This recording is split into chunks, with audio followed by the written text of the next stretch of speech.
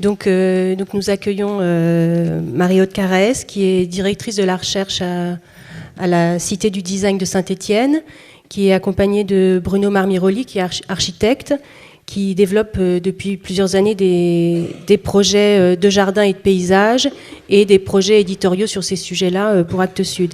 Leur contribution était à 3. La troisième intervenante, Chloé Hérault, n'est pas là. Je crois qu'elle a travaillé successivement avec l'un et l'autre. Vous retrouvez dans le programme toutes les biographies un petit peu plus détaillées. Marie-Aude Carès et Chloé Hérault, justement, sont co-auteurs d'un ouvrage préfacé par Bruno Marmiroli qui s'appelle Jardin et Design. Jardin et Design qui sont en fait les deux termes que vous allez approcher là pendant cette demi-heure avec nous. Ces deux termes un peu ambivalents, antagonistes, complémentaires, qui constituent un peu cette relation dite que vous avez appelée gainsbourgeoise du « je t'aime moi non plus ». Et donc c'est vrai que le jardin et le design sont aussi les symboles de d'autres notions qu'on approche à aussi d'autres échelles, de la nature et de la ville, du bâti et du construit, du vert et du gris. Enfin, il y a beaucoup d'approches différentes et c'est vrai que cette relation-là nous intéresse éminemment en tant que designer. Donc voilà, je vous laisse je ne veux pas plus donner d'éléments, je pense que vous le direz bien mieux que moi. Merci. Merci, bonjour. Alors je vais continuer ce qu'on a fait comme travail dans le cadre de ce projet éditorial, c'est-à-dire je vais faire l'introduction et puis ensuite Marie-Aude vous expliquera le contenu. Tout d'abord pour expliciter quelques termes effectivement qu'on utilise ou qu'on surutilise avec une certaine verve et puis beaucoup d'abondance et de fleurs. Nous on utilisera au cours de la présentation et puis dans tout le projet éditorial qu'on est en train de structurer la notion de jardin comme un cadre dans lequel, alors le problème du jardin c'est qu'on a des questions concernant sa définition, donc on pourra en faire un colloque entier, mais c'est pas l'objet. Là on va simplement poser quelques jalons qui sont de dire voilà, on considère que c'est un cadre dans lequel un microcosme végétal, et pas que végétal évidemment, est organisé par l'homme avec des degrés un peu différents d'anthropisation. C'est-à-dire que l'interventionnisme de l'individu est plus ou moins marqué, plus ou moins visible, plus ou moins volontaire. Voilà. Donc ça c'est simplement la définition du lexique. Le projet de collection qui s'appelle, pour des raisons éditoriales qui n'appartiennent qu'à Actes Sud, Jardin d'hiver, il est né d'un croisement de deux constats qui ont été sont des constats qui ont été faits au fil de nos travaux et recherches diverses. Le premier, c'est qu'il y a énormément d'ouvrages qui traitent de la question du jardin. Bon, donc on se dit pourquoi en rajouter un, mais qui traitent du jardin finalement comme un objet d'étude. Aussi passionnant soit-il, mais c'est-à-dire vous avez une porte d'entrée qui peut être chronologique, hein, on va parler, je sais pas quoi, du jardin médiéval, du jardin de la Renaissance, du jardin voilà, contemporain, de l'époque moderne, etc. Donc là, on va qualifier ça d'une chronologique. Ça peut être aussi une porte d'entrée culturelle, jardin marocain, je sais pas, le jardin de Provence, etc. Vous avez des entrées thématiques. Qu'est-ce que vous avez d'autre ? Vous avez des entrées techniques. Qui sont apprendre à planter, apprendre à faire son compost, apprendre à tailler les fruitiers, je sais pas, enfin il y a tout ça. Et donc, vous le voyez tous, il y a pléthore de publications sur ces thèmes. Ça, c'est le premier constat. Donc ça veut dire que la question de l'appréhension du jardin, ça se passe plutôt sur un mode centrifuge, c'est-à-dire qu'on part du jardin et on se déploie comme ça, à partir du centre, vers les extérieurs. Et les extérieurs, c'est quoi ? C'est la limite du jardin lui-même, c'est-à-dire en gros ce qui le qualifie. On va s'arrêter à la lisière, on va s'arrêter au seuil, on va s'arrêter à la clôture par exemple. Voilà, ça c'est le premier constat. Le deuxième, il a émergé après un travail portant sur les sources originelles, le premier des jardins en gros, qui était un travail fait pour Actes Sud également, qui s'appelait Jardin et paysages de l'Antiquité, où l'idée c'était de balayer les grands courants civilisationnels et d'essayer de voir comment émergeaient les civilisations du jardin, enfin c'est très très résumé, mais et où on s'apercevait finalement, dès le début, c'est-à-dire dès l'époque sumérienne, des courants donc civilisation sumérienne mésopotamienne, que le jardin et l'écriture sont indissociables et que forcément le jardin naît quasiment de l'écriture. En fait, évidemment, puisque c'est à partir des textes qu'on construit un mythe qui va s'appeler le jardin et qui va plus ou moins s'incarner avec la réalité archéologique. Alors quand je dis plus ou moins, c'est qu'en général c'est moins, parce qu'on n'en a quasiment pas de vestiges.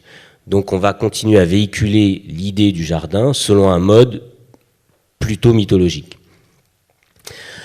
Ce qui fait qu'en fait, on voit bien que cette question, donc ce deuxième constat, part de l'écriture et commence à nourrir un dialogue.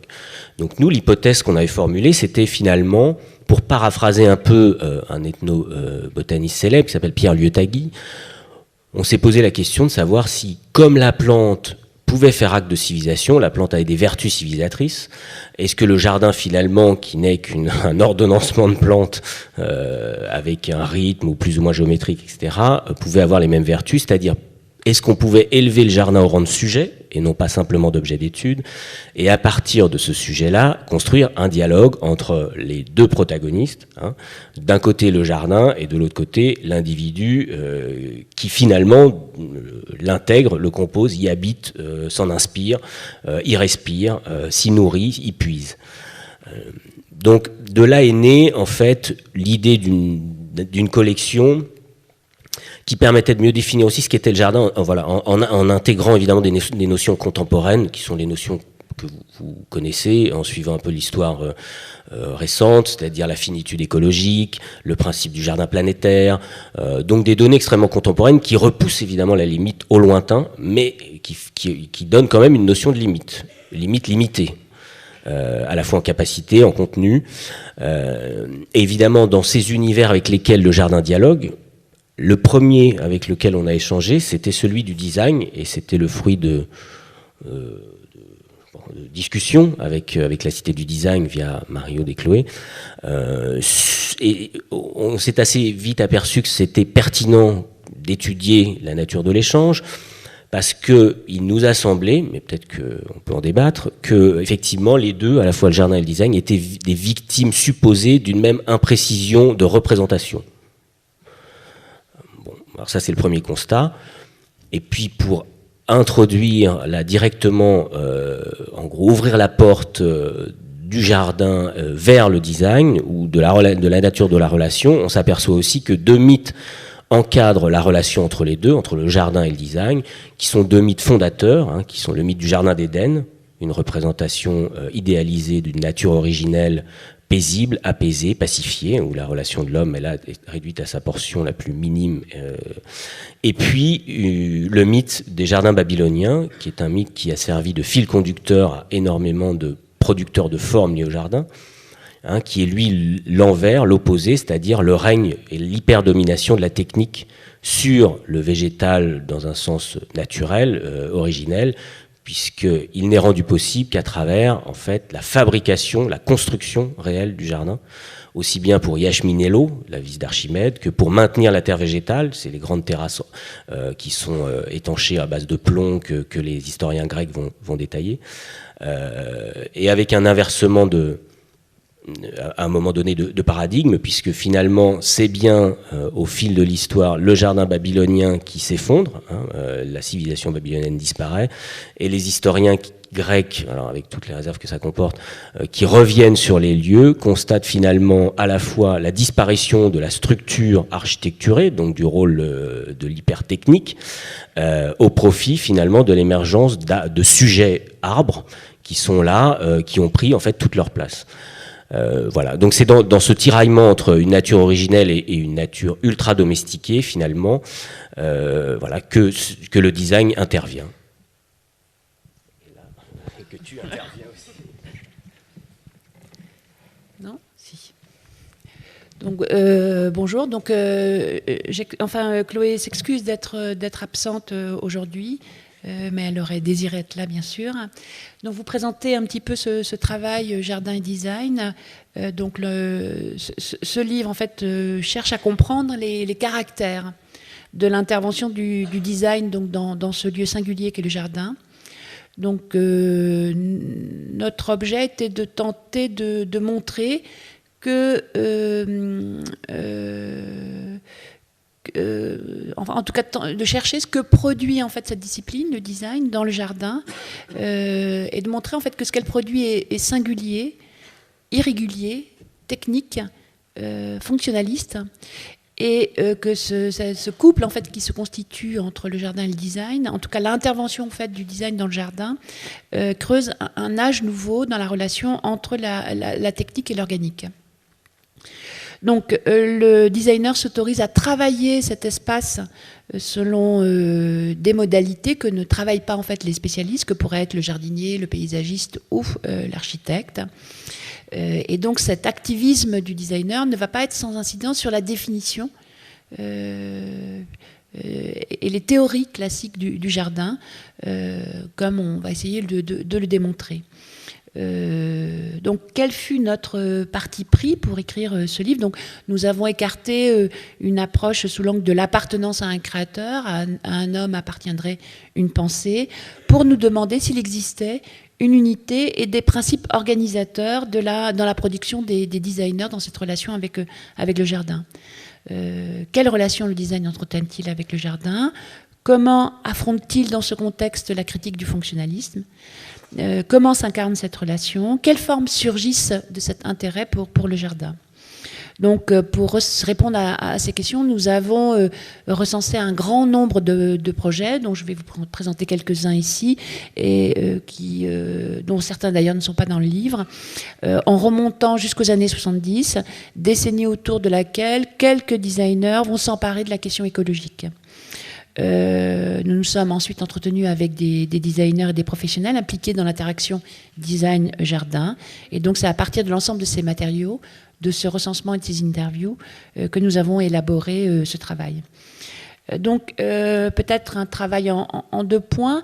D'abord, l'entrée, en fait, dans le jardin par l'outil industriel, et un deuxième point sur la naissance effective de ce qu'on pourrait appeler un design des jardins.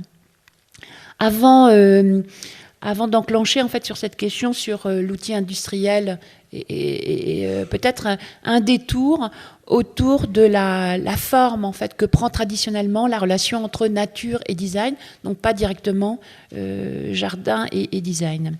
Donc plusieurs formes en fait dans l'histoire du design. On pourrait synthétiser en fait rapidement selon 1, 2, 3, 4, 5 catégories. La copie, l'inspiration, l'ornementation, la schématisation et l'imagerie scientifique, qui toutes expriment une vision et une certaine conception de la nature. Donc je vais simplement vous présenter les deux dernières, c'est-à-dire imagerie et scientifique et schématisation, qui sont les toutes dernières en fait évolutions, disons, de ce regard formel qu'entretient le design avec la nature. Donc, bien sûr, les arts ont toujours puisé dans le répertoire en fait que représente la nature, oscillant entre copie et sublimation. Et donc, l'une des dernières évolutions en fait de ce réservoir dans lequel les artistes puisent, c'est la schématisation de la nature.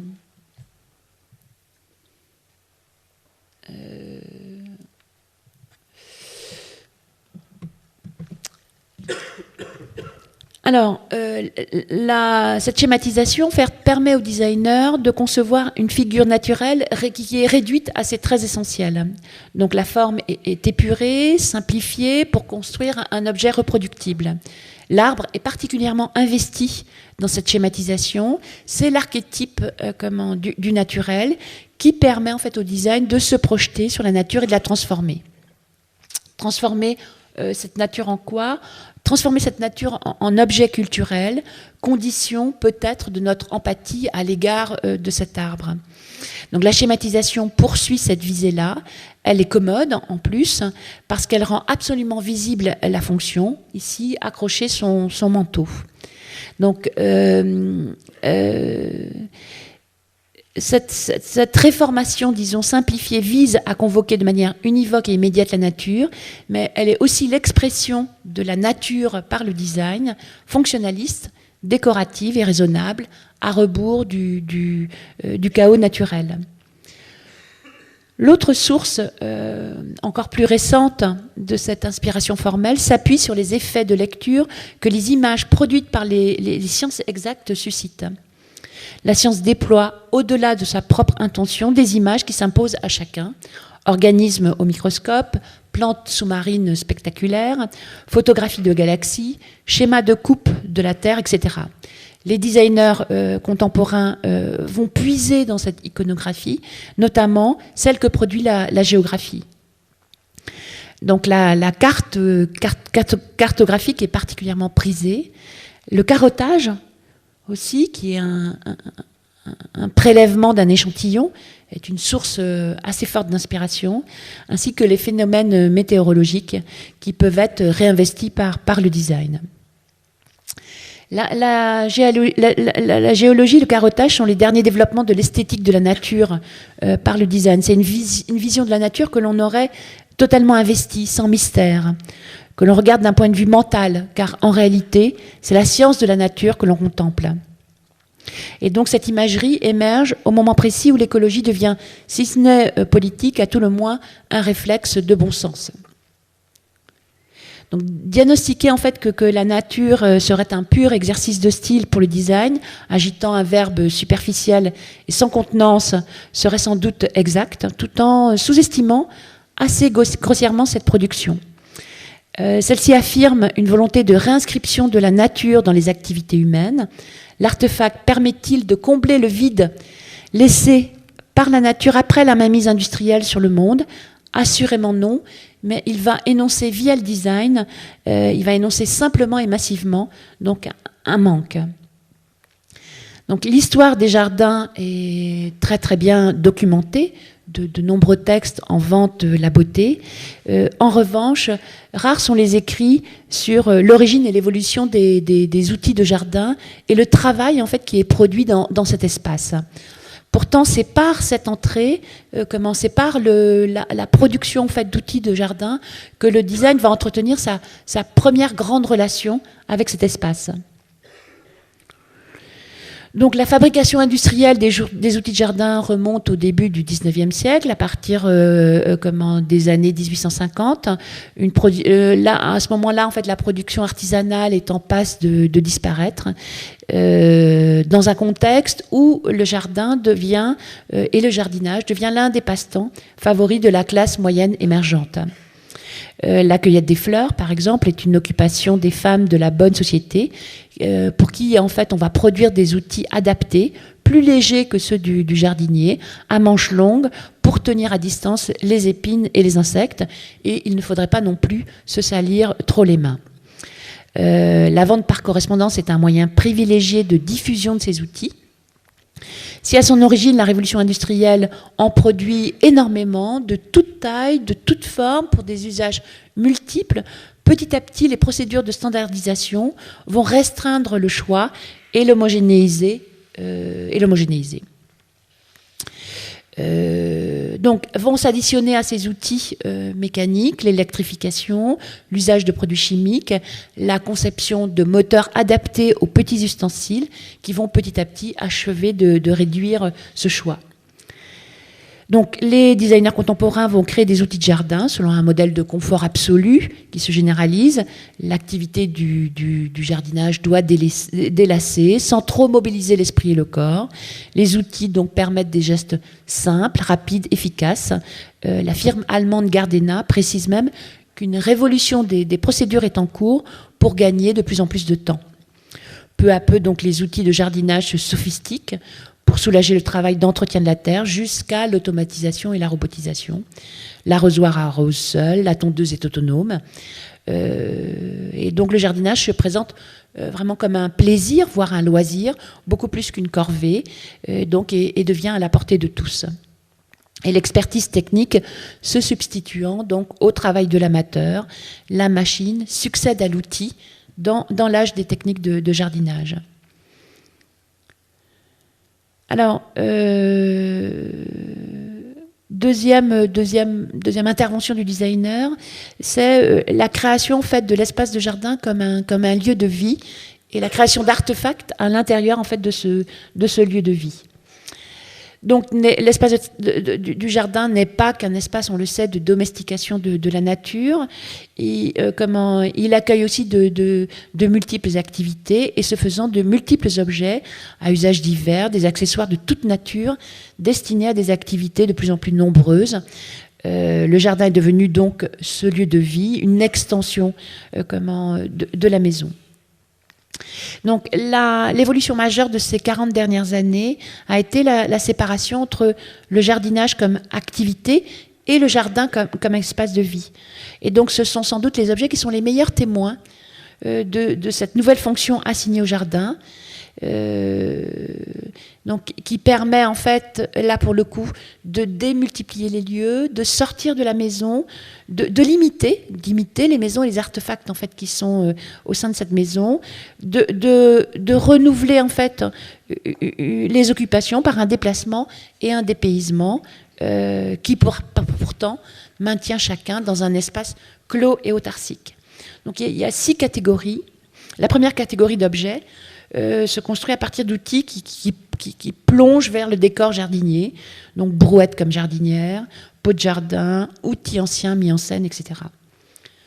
La deuxième catégorie est constituée de toute une panoplie décorative, sculptures, fontaines fictives, animaux en plastique, nains de jardin. La troisième regroupe le quasi-bâti. Donc ce sont des constructions légères aux limites du design et de l'architecture qui permettent littéralement d'habiter le jardin, pergola, tonnelle, véranda, abri de jardin, cabane. Une quatrième catégorie s'installe dans le jardin que l'on pourrait qualifier en fait d'objets de loisirs qui caractérisent un certain état d'esprit du jardin, balançoire, éclairage ludique, barbecue, parasol. Un esprit intimement lié à l'expansion de ce que certains ont appelé la civilisation du pavillon. Donc il s'agit là d'un processus spécifique du design industriel, de l'objet comme médiation de son destin. Le design s'empare des pratiques culturelles qu'il transforme en produits à consommer, porteur d'un projet pour que la matérialité de ces objets incarne.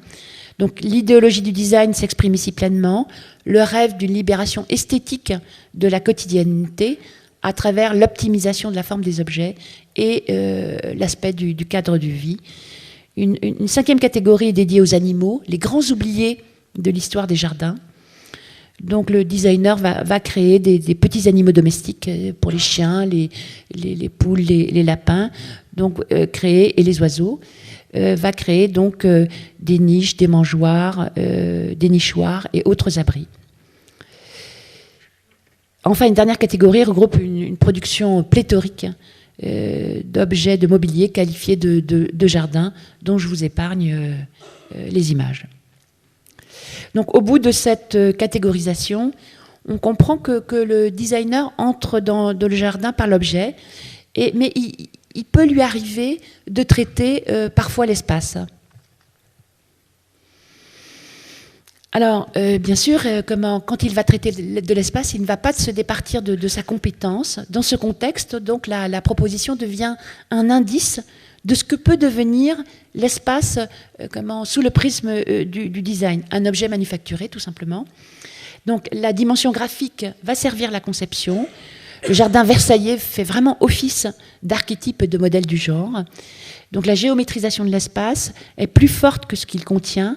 La présence du végétal n'a pas besoin d'être signifiée plus que par l'usage de l'obstinante couleur verte. Donc on verra c'est une couleur en fait qui est récurrente dans les travaux en fait des designers. Et donc le jardin géométrique, c'est le symbole d'une maîtrise absolue de la nature. Donc puisqu'il est le symbole de ça, autant l'objectiver et le réifier. Donc l'idée de jardin, dans la gestion en fait, de l'espace, étant devenue plus forte que la nature elle-même. Donc ça, c'est le premier point.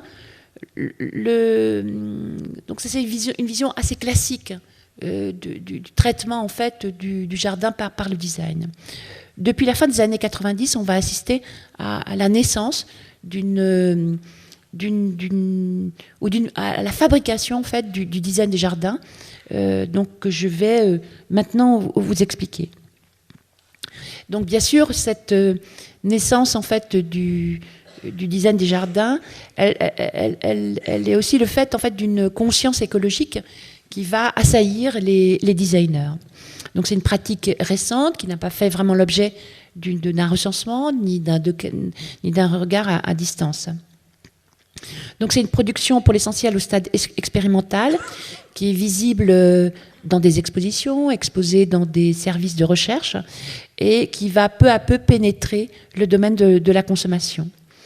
Et donc pour que le jardin devienne un espace d'intervention du design au-delà en fait des productions classiques, il faudra adosser à la prise de conscience des effets néfastes de l'action humaine la conjonction de plusieurs facteurs, disons 3 pour commencer.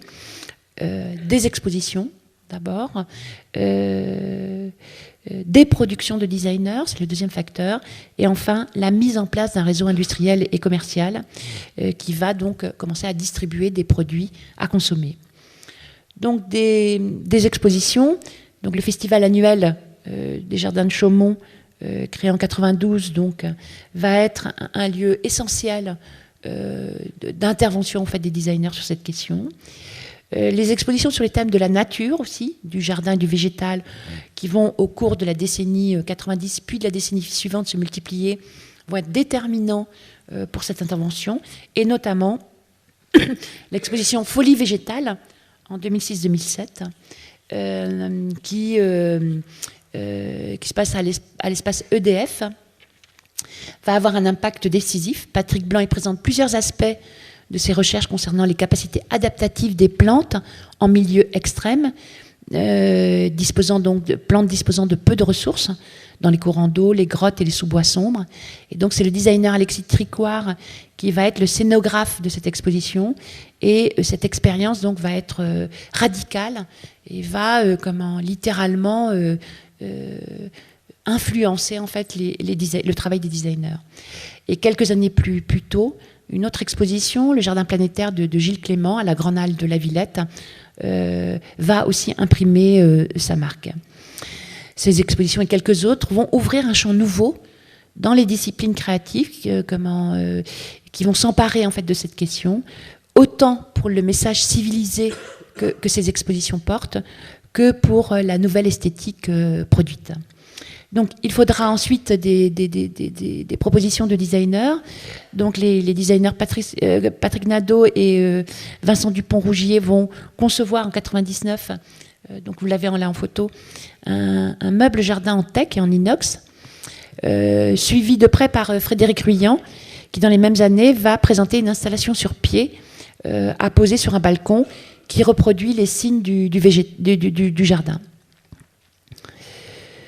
Donc ces deux projets notamment vont libérer la force créative des designers qui dès lors vont s'emparer en fait du végétal pour le mettre en scène dans le quotidien domestique, commercial ou urbain. Et enfin, pour que l'objet devienne un produit de consommation, il faudra qu'un réseau industriel et commercial voie le jour et fasse son office. Un milieu donc émergent, mais actif, dont la production est relayée abondamment par les journaux de mode, de décoration, de design et d'architecture. Donc une nouvelle activité est en train de naître qui sape plus ou moins implicitement les fondements de la théorie des jardins comme espace clos pour prôner un jardin comme un dispositif fluctuant, une réalité mixte entre l'homme et la matière naturelle et vivante. Voilà. Donc, l'extension en fait du domaine du jardin se fait se fait selon un procédé d'association. Alors, le design travaille la nature en la fractionnant, la fragmentant. Et dans ce morcellement, c'est vraiment l'esthétique du jardin qui sert de point de repère. Sans doute parce que le jardin est une projection humaine miniaturisée de la nature. Donc le schéma est le suivant. Par un procédé d'enchaînement, d'association, le fragment énonce le tout. Pour que cette règle fonctionne, il convient que l'artefact, que l'objet, soit vraiment porteur des traits sémantiques de la nature. Et donc, ce qui semble le plus fort pour les designers, c'est la couleur verte. Donc, la couleur verte, sous forme végétale ou pas, d'ailleurs, ça n'a pas beaucoup d'importance, c'est l'expression à minima de la conscience du design. Et cette couleur verte, elle fait signe et image. À partir de là, donc, tout peut se décliner. La couleur verte dit la plante, qui dit le jardin, qui dit l'écosystème, qui énonce les valeurs de l'écologie. Mais bien sûr, l'utilisation de la couleur verte ne saurait à elle seule suffire pour percevoir le jardin. Une connivence est nécessaire entre le concepteur et le consommateur. Le nouveau jardin, ou si l'on veut le jardin selon le design, d'association en association, prend en charge une dimension globale et vertueuse. Donc je vais finir très vite. Donc là, ce sont tout ce qu'on va trouver en fait à l'intérieur dans ce nouveau jardin dont je vous fais l'économie. Et je voudrais terminer en fait par non, il y a plusieurs éléments techniques qui vont permettre en fait cette vision d'un jardin fragmenté, et notamment le mur végétal va être un élément décisif pour faire rentrer le jardin à l'intérieur de la maison, pour en faire en fait un objet commercial ou même un objet publicitaire. Un autre élément majeur est le capotage. Donc, le capotage, il est assez intéressant. Donc là, vous avez plusieurs exemples en fait de capots. Il est intéressant parce qu'il est le paradigme en fait du rapport entre le technique et le vivant vu par le design. Donc, comment en fait le designer va réaliser cette cohabitation entre le technique et l'organique? Il va utiliser une forme qu'il connaît parfaitement, qui est donc le capotage, dont il faudrait, et je vais rapidement retracer en 1 minute l'histoire, pour comprendre donc les enjeux de ce qui nous occupe ici. Donc, dans un contexte économique dégradé marqué par un recul de la consommation, ce contexte c'est celui de la crise de 1929, les industriels prennent conscience de l'importance de l'esthétique dans le succès des produits et sollicitent un designer franco-américain qui s'appelle Raymond Loewy, avec un design dont l'enjeu est de dissimuler la complexité des technique des objets, donc par un capot, donc il va recouvrir en fait l'objet. Donc la plante connaît déjà bien le capot, puisque la plante est une forme de capot. Mais là où les designers vont aller dans ce nouvel âge plus loin, c'est qu'ils vont en fait trouver dans ce style le capotage de la plante, en fait, de la plante, oui, une possibilité en fait de concilier la technique et l'organique. Donc, machines à épurer l'air par les plantes sont vraiment le paradigme en fait de ce modèle et sont l'objet d'un paradoxe. Elles sont conçues pour assainir l'air intérieur d'un appartement par la grâce des propriétés d'une plante, mais la nature capotée est une proposition relativement inquiétante, comme les prémices en fait d'une catastrophe à venir. L'artefact installe la nature à distance raisonnable et construit un système autonome et hygiéniste. C'est une forme de domestication de la nature contradictoire, extrême, mais où l'intervention de l'homme est reléguée au profit d'une technique prétendant résoudre mécaniquement les problèmes dont elle est elle-même la cause. Voilà. Merci. Quelle est selon vous la prochaine étape? Parce que là, on a un beau panorama de ce qui a été fait. Est-ce que les designers vont aller continuer dans le chemin de cette hybridation on voit que l'objet, le rôle du designer est encore très présent dans ce que vous avez montré. Vers quoi on avance, puisqu'on est parti de très loin? Quelle est, selon vous, la vision à l'issue de vos recherches? On peut parfois, sur cette question par exemple, le capotage me semble assez symptomatique de ça. On peut être effrayé par cette mise en boîte en fait, de la nature, de façon peut-être que ce rapport entre le technique et l'organique, il peut encore plus se radicaliser. On peut aller encore beaucoup plus loin. On peut aussi penser que des designers vont repenser en fait cette production tout azimut pour s'engager dans une relation plus apaisée, me semble-t-il, avec la nature et peut-être plus douce en fait, que cette vision un peu, en ce qui me concerne, que je trouve un peu radicale en fait. Mais on peut On peut aussi supposer en fait que l'industrie va y trouver son compte. Par exemple, on va trouver chez Philips des jardins nourriciers en fait qui vont devenir qui vont se généraliser comme l'a été le frigo en fait, où on va produire au sein en fait de son propre habitat de multiples plantes, où on va élever des poissons. Voilà, donc ça c'est fort possible que ça arrive. Est-ce qu'il y a une ou deux questions avant qu'on attaque le tableau? Il y a un micro là juste devant.